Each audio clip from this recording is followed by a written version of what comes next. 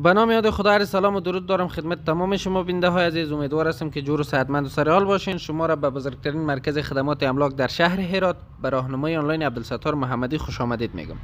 عزیزای بیننده، قسمی که در تصویر میبینین 5 منزل خانه فروشی را در یکی از بهترین موقعیت های شهر هرات به شما به نمایش گذاشتیم. هرات 14 تانگتیل مولوی. آدرس این خانه است مساحت 166 متر مربع. هر منزل 2 اتاق، یک سالن بزرگ، یک آشپزخانه بزرگ و یک تشناب، یک حمام است. خانه نو ساخته است، تا هنوز کسی استفادهش نکرده. بسیار یک راویسکاری مقبول، بسیار یک دیزاین مقبول. البته قسمی که شما در تصویر بینده هستین هر 5 منزل عین نقشه است. البته دکورای داخلی اندک تفاوتی داره به خاطر که ویدیو طولانی نشه. ما منزل‌های دیگر البته در ویدیوی در پست بعدی ما به نشر میرسانم ویدیو کاملش. ویدیو را تو کوتاه به طور نمونه به شما به نشر گذاشتم.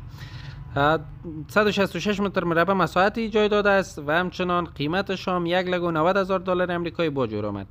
عزیزا، شما هم اگر خانه به فروش دارین، املاک به فروش دارین در شهر هرات، میشه که دفتر ما چهارراه اسماعیل خان تشریف بیارین و یا هم به شماره های ما که درج اسکرین و کپشن است که خطی واتساپ به طور 24 ساعته فعال می باشه در ارتباط شین. در بخش املاک ما بهترین خدمات برای شما ارائه میکنیم.